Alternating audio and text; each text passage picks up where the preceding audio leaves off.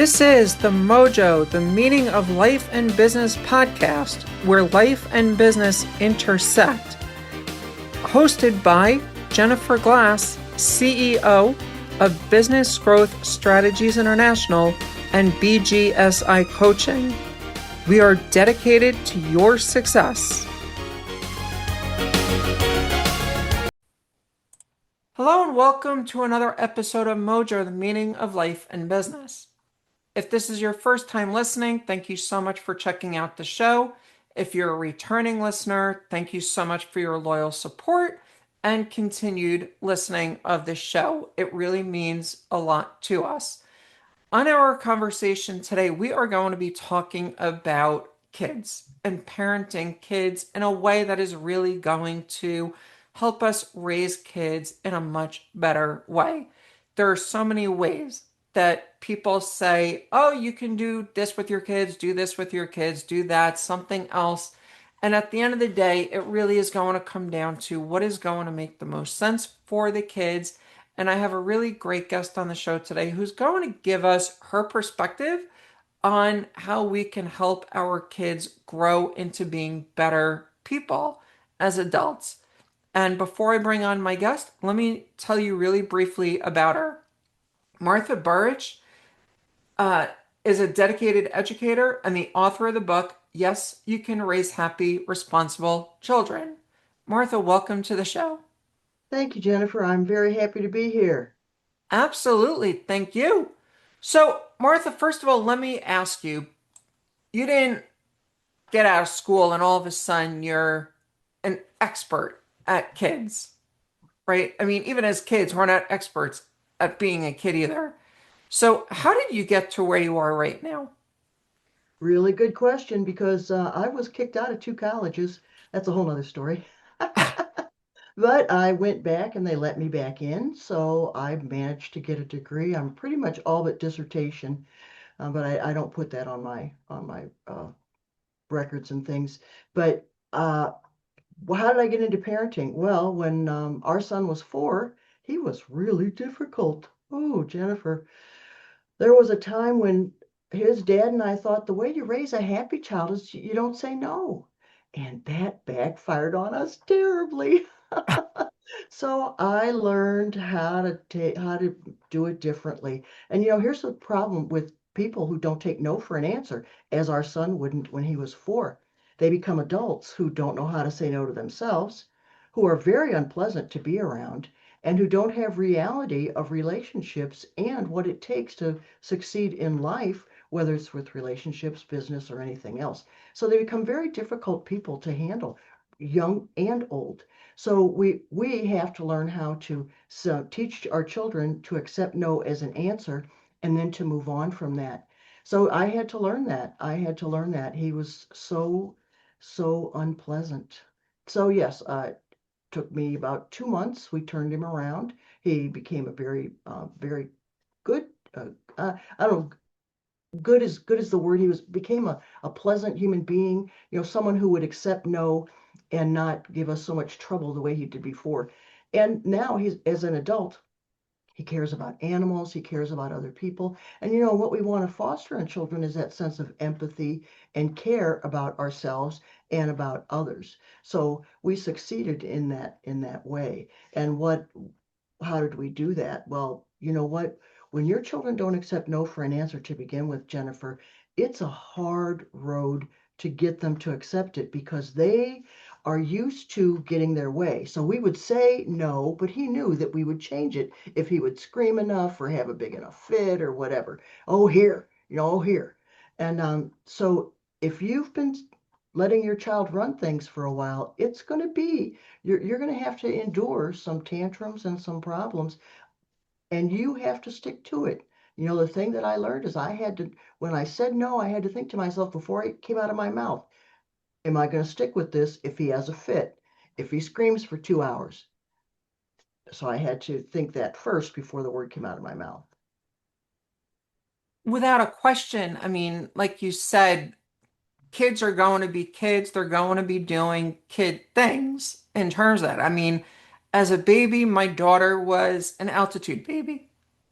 And if she wasn't being held, then she Ah. was screaming her head off. And it wasn't just holding her sitting on the couch, it was, I have to actually be moving and standing with her in order for Mm. her to really be happy. And sometimes getting her on her Jiminy and tummy time and all that other stuff was okay. But if I wasn't on the floor with her, I had a problem then too. And then with Mm. my son, even going to sleep, in order to get him to go to sleep, my ex and I had to actually stay in the room right next Mm. to his crib in order for him to go to sleep. So, my question is, first of all, like we were saying, how old of a kid are we talking about in terms of, the way that we're doing different things? Because obviously, kids at different ages have different understandings, different abilities, different ways of thinking about things. How do we start looking at that in a way that's going to really make the most sense to start saying, all right, as adults, they're going to be much better? Really good question.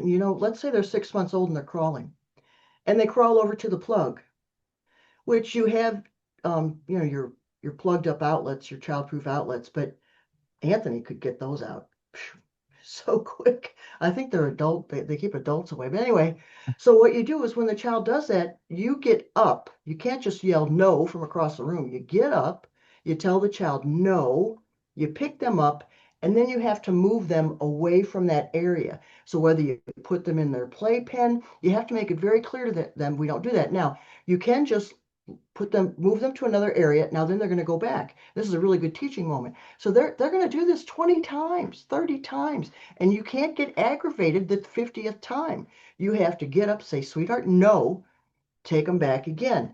And then maybe the 10th time, the 15th, whatever, you put them in the playpen to get them completely away from that, or put a barrier and say, we do not do that. That's dangerous. Now, even though they don't really understand what you're saying at that age, they do understand when they go to that, if they don't get what they want, they get put back to another area. So you always keep them away from it. But the key is don't get all aggravated and annoyed. Just say, no, we don't do that, and move them back, or put them in the playpen, or put them in another room, whatever, to make sure that they're safe and that it's clear to them we don't do that. It's just like, in the kitchen, if you're cooking, either put them where it's safe for them, put the gate up or whatever so that they aren't in harm's way. Kind of like the same with our animals. We have to be careful with our animals too. Right. And it's funny you mentioned about the plugs and your son being able to get the things out. I had that with the under the sink Oh, child lock. yeah, yeah. And for whatever reason, I was having a problem opening it up, and my 6-year-old came over and opened it for me. Here, I Mom. was doing it to stop him, but he opened it for me.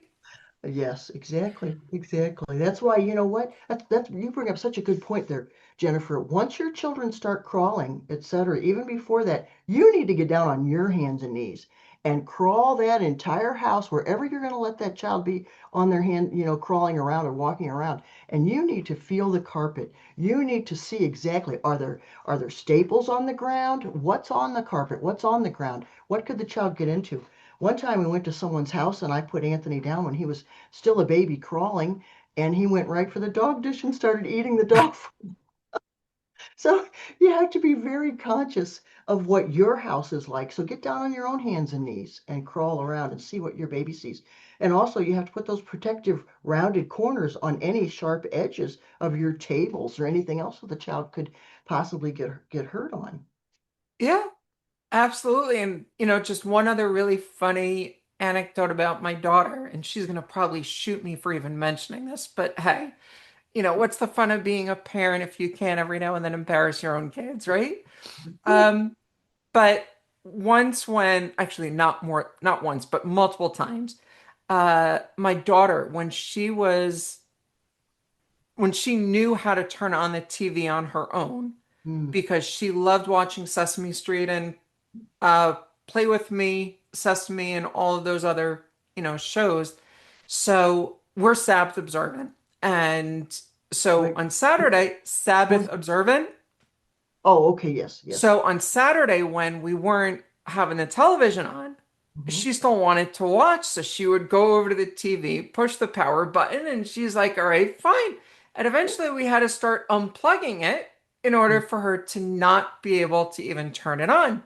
Because Right. again, you can't tell her you can't do that or whatever because it's not going to compute. Because during the week, there's never a problem, right? She wants that, it's fine. And so it got really interesting just trying to really work around how do you start figuring out what it is that you can do, can't do? How do Hmm. you help your kids really become more responsible? Like your book, that you can raise happy, responsible children. It's really, how do we get that? But Martha, let me ask you though, because I know you've got three L's of parenting. Please tell us more about those three L's. Well, the very first we've already been discussing, love them enough to say no. You have got to teach your children the word no. They've got to come to accept it. One of the problems they're having in schools today is too many children have not been taught no. And they haven't realized that, you know what? You might be the center of the universe at our house, but guess what? Out in the world, you're not. You're part of the world, and you are responsible also to act in a way that helps everything function positively for everybody else, to wait in line, to ask people what they want before you just take what you want, things like that. So, yes, love them enough to say no. So, we have to teach our children to be responsible in society, responsible human beings. Lead by example. We can't tell our children, get off your phone while we're sitting on our phone. Why do you watch TV so much? Well, we watch a lot of television, etc. Don't smoke. So we have to be a good example and let them fail. And this is the really, really difficult one for many parents. Let me give you an example, Jennifer. Child comes home, let's say third grade. They come home from school and they go, guess what? Guess what? They're having a play at school. They're having a play at school. And I'm going to try out. Oh, wonderful, wonderful. And I'm going to try out for the lead. Ooh, the lead. Oh, honey, don't try out for the lead. You might not get it. Why don't you try out to be one of the trees? You'll probably get that one. See, we don't want our child to fail, do we? So we discourage them from going after what they really want. We don't want to deal with their tears or whatever when they maybe might not get what they want, but then again, they might get it. But we don't think that. We just want to avoid them being uncomfortable, being sad, being disappointed. Well, every time we do that, we rob them of the strength that is developed when we go for things that we didn't think we could get and win. Now, of course, you're going to lose, but you know what? I've never met a winner who didn't lose and lose and lose. So if we don't teach our children, and here's what happens when we do that, oh, honey, oh, try out to be the tree. You could probably be one of the trees. There's 10 of those, but there's only one lead. Well, then the child, from then on, they start thinking, what can I get? I'll go after what I can get, not what I really want. Then they wind up getting the friends they don't really want, but the ones they think they can get. Getting the spouse they don't really want, but they think they can get. Going after the jobs they don't really want, they think they can get. So we have to be very, very careful by discouraging our children from going after what they want, thinking that we're saving them from feeling disappointment. Disappointment is an important part of life. And if we don't learn to deal with it, we are going to be unhappy. So we have to learn how to deal with disappointment, get up and move on. Okay, that didn't work out. What can I do to make it work if it didn't work? Or what else can I do? So we have to figure out these other avenues. But when we save our children from disappointment and, oh, honey, don't, oh, dear, or when we do things for them, that does not benefit them one bit. Right. So let me ask another question, and I know I'm probably going to be stepping in it by asking this question. For the last generation and a half, give or take, we have been in the participation trophy Mm, mm, generation, mm, right? I mm, play a sport, I don't win, everybody still gets a trophy for showing up. We put our kids into timeout instead of disciplining them like I was raised by my mm, parents and many kids before that. The kinds of and I should say my parents didn't beat us or anything, but every now and then when we were really acting up, we definitely knew when we were going to be getting it. So I should They just got say your that. attention. They got your attention. Yes. Time they So, need, yeah, yeah. attention. So my question though is we're talking about looking at how we need to be treating our kids, the Mhm. way that you were just saying, you know, really let them fail, let the, lead, and all of that you were mentioning. And then we also have the participation generation. How do we really start to make sense of the two? Mhm. Because there seems to be a dichotomous perspective when we're looking at what we're seeing and what you're suggesting. Right. And there's a saying, well, hard times create strong people. Strong people create good times. Good times create weak people. When we're always giving people what they want and things work out their way, et cetera, and we shield them from any kind of unpleasantness, they become weak. And this is why we have an entire generation on anxiety medication, on having social anxiety, afraid to do this, afraid to do that, well, desperately wanting to be liked and will do anything to be liked. So then their behaviors are not the behaviors of people with ethics and morals and concern for society and even themselves at times. So you asked such a really good question. We we've somehow gotten lost. I'll tell you, I never did spank Anthony. Never, never. I don't even think I slapped his hands. But my mother, one time, my mother-in-law took him out. He was about 3 to the park, and he did not behave. And my mother gave him a swat on the behind. I was wearing a diaper, but it was to get his attention. And she came home and she told me that. And being the being the daughter that I was, oh mom, how could you? You know, we don't hit him. Well, guess what? She had him. She didn't mistreat him. She didn't abuse him. She got his attention and she did what she had to do. And also, I should have, it could have been that I should have thought, my mother raised 3 children and none of us are axe murderers. Maybe, Anthony needed a swat on the behind. So, we have to sometimes listen to other people and realize that just because we believe in letting our children, do the do it the easiest way doesn't play out very well for society and for the child in general. Let me give you one more story. I had a student I taught child psychology at the college level for 10 years, and I had a student, I think it was 2 or 3 years old, and he put his shoes in the microwave one day. And I said, oh my goodness, what did you do? She goes, I spanked him. I said, you spanked him? She said, yes, he did a bad thing. I said, let's think this through. How many things has he seen you put in that microwave that do not look like food?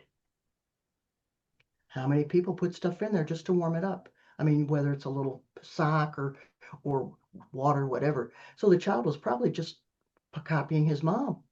And she had to really think about that. I said, oftentimes we get hit and get spanked, but we're experimenting. We're trying things. Your child didn't willfully mean to harm you or to cause problem. He didn't know.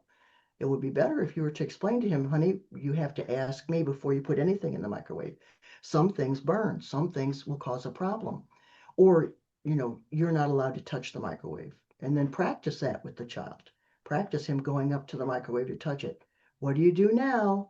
I ask you if I can do this. Very good. Let's try that again. Let's try that again. Let's try that again. Reinforce that. But the child got, if I were spanked or hit every time I made a mistake or tried something new, I would be sitting here crying. I wouldn't even be on this show. I would have never written a book. I wouldn't have finished college. I wouldn't have gotten married. I wouldn't have had a child. I would have been afraid to live. See, we're too often punishing children. What they really need is somebody to listen to them and to understand, why'd you do that? What happened there? We don't do that. What could you do differently? And if they have to apologize or make restitution or whatever, then do it. Make sense? It totally makes sense. Thank you. So I'm curious though, Martha, if I can, one of the advantages that you keep on hearing grandparents say is that grandparents, the advantage is I can spoil the kid rotten and send them home. Hmm. I'm curious to know though, with the way that you're looking at the overall child development, how does the grandparents, I can spoil them rotten and send them home, work with the way that parents are trying to, or hopefully raising their children in a way that's not going to be different, but still not belittling the benefit that the grandparents have with their grandkids? That's really such an excellent question. Here's the bottom line. If there's not abuse, it's really none of your business. The child deserves a relationship with the grandparents the way they want to have it. The grandparents, they raised you, they raised us.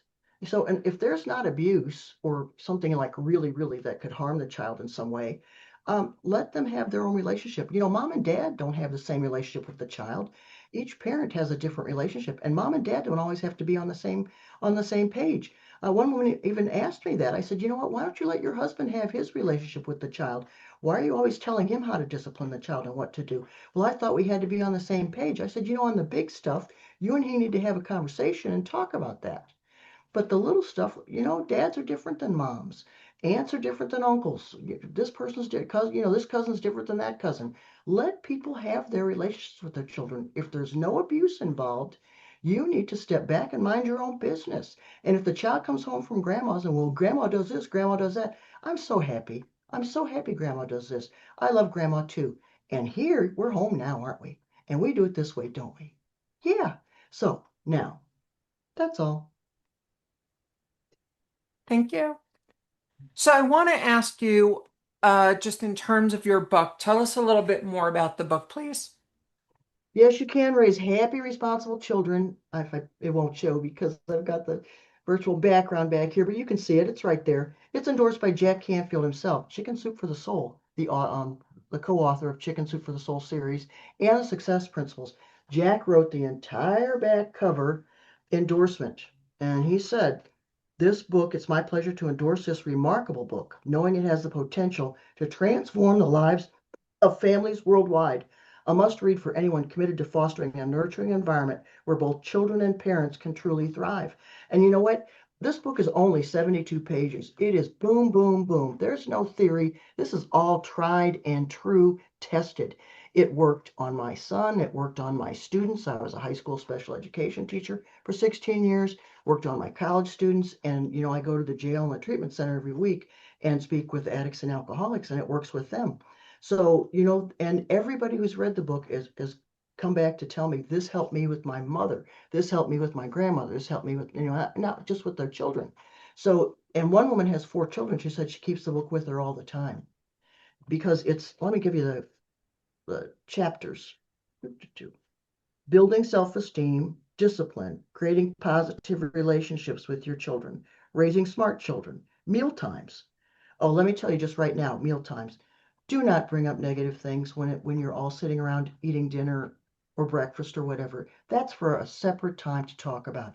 Meal times are to be shared and you're all to have fun. Hey, what happened funny today? What happened, what did you do? What this, what that? Talk about good things, interesting things. Talk about books and things that you like. When there's a serious problem that you have to discuss, don't do it at a meal time. Don't do it when you're eating. All right, at the grocery store, travel across the street or across the country, creating a safe home to strengthen your marriage, praise and encouragement, because there's a difference between praise and encouragement. As we all know, encouragement is keep going, you'll get it done. Praise is, oh, that's good, that's good. One child said to me, this was interesting. I was a substitute teacher, and one child said to me, my teacher is a liar. I said, what? She goes, yes, she told me I made a good B and I know it wasn't a good B.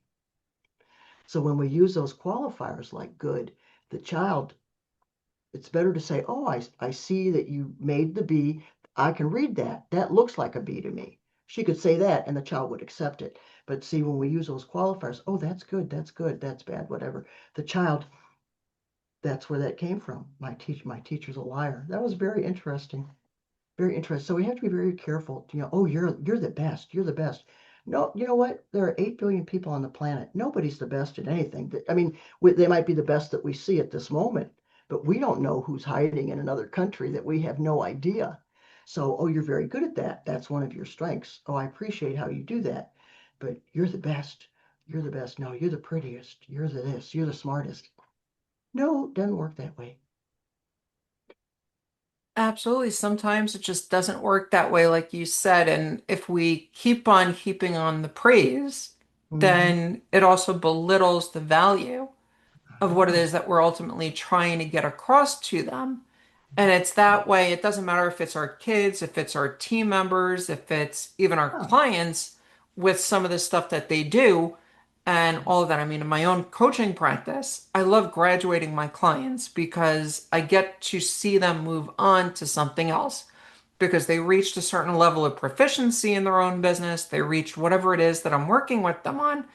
And so I love seeing them graduate, but I don't say, oh, yeah, that's perfect, whatever, because unless it really is, because again, it's going to belittle the ultimate return value. Because if I say that's great, and what happens next time if they try to do something exactly similar and mm, it doesn't do the same reaction by the market? And so that praise, you have to really be careful. It's not terrible to give praise, it's just you have to watch how you do it and where you do right, it. So, yes. right, exactly. And you also have to worry. You have to, not, I'm not going to use the word worry, but you need to think about when you give praise, are you raising a child who's always wanting praise? And I will give an example. Someone, his daughter came home and she had a gold star. Oh, let's go back. Well, I'll tell you the gold star and then I'll tell you the Billy story. All right. She had a gold star. And he said, look, she said, look, Dad, I got a gold star. This was preschool. And he said, oh, what does that mean? She goes, well, I did the best at this. And he goes, uh-huh. Do you really, how do you feel about that? Well, I'm really good. He goes, do you really need a gold star to tell you that you did good? She said, no. He says, is it that important? She said, no. What does it mean when you do good? So they had a whole conversation about, do you need rewards? How do you feel inside when you do good? Does somebody else have to tell you you did it good? And they had that whole conversation. So later on, like the teacher gave her another gold star, she took it off her paper because she said, you know what, Dad, I gave it to somebody else who likes gold stars, which is pretty interesting. And then the Billy story. One day she came home from school and she said, Billy doesn't like me. Now, most parents would say, oh dear, what can we do to make Billy like you? Now, this parent said, do you like you? Well, yes, I do. Well, then what does it matter if Billy likes you? Billy, maybe he'll like you tomorrow. Maybe he won't. But does that really matter in your life if Billy likes you? And they had a whole discussion about that. Whose opinion really matters? Well, you're right. My opinion. My opinion matters. Right. So we have to remember these things. One woman was very upset. Her 3-year-old, she was going to send her to preschool with their regional dishes. And she said, I really want to send her with the food that we eat at home, but I don't want her to feel excluded or I don't want the children to make fun of her. And I remember thinking, you know what? You're having your child hide herself for fear that she won't be socially approved. It's taught so early, Jennifer, and we become not who we really are in our attempts to be approved of. We dress different, we act different, we don't do the things that we really need to do.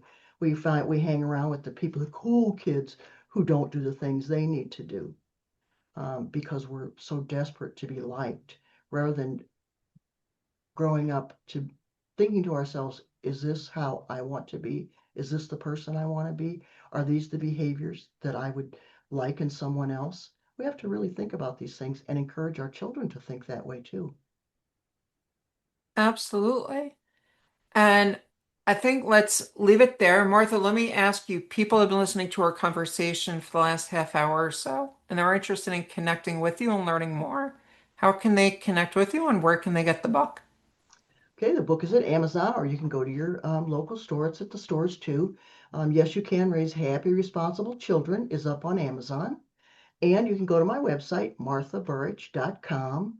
I'm also on Facebook, Martha Burich Parenting, and YouTube, Martha Burich Parenting, LinkedIn, My goodness, I think I'm on all the social media. So it's not hard, and you can Google me. If you Google me, it'll pop right up, some of the things I've done and etc. So yes, there's a million ways to contact me, and I would love to hear from you. I'm so glad that you're here to listen. And again, it's yes, you can raise happy, responsible children. And my goal is to sell 100,000 by April 2026. I really believe in this book. This information changed our family, changed our lives, and it'll do the same for yours. I know that for a fact.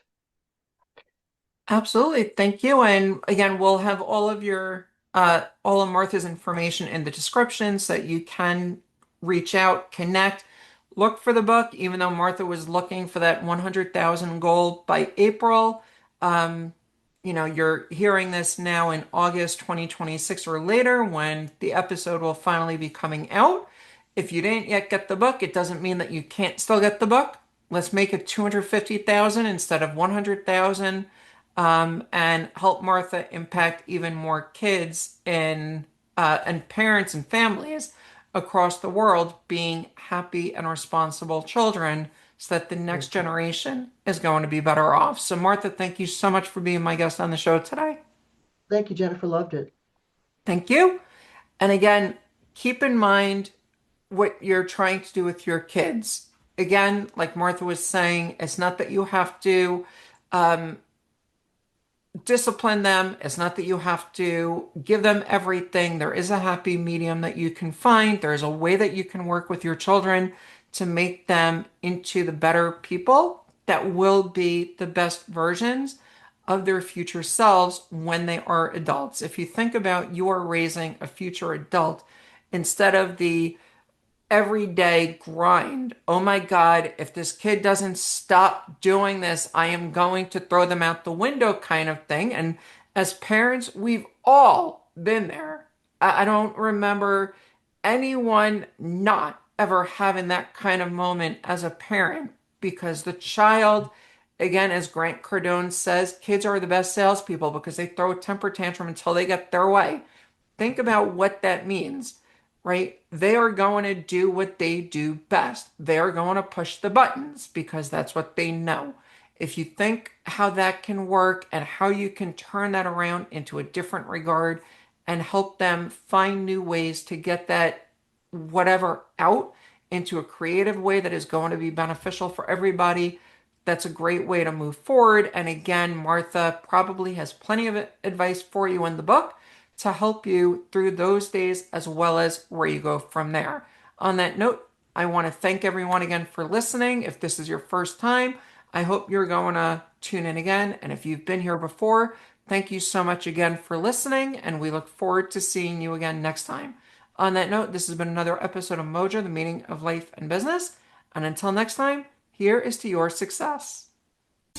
This has been another episode of MOJO, the Meaning of Life and Business podcast. If you like what you heard, please consider leaving us a review, liking us, or reaching out to us. You can contact us at bgsicoaching.com and let us know what you think. Thanks so much again for listening.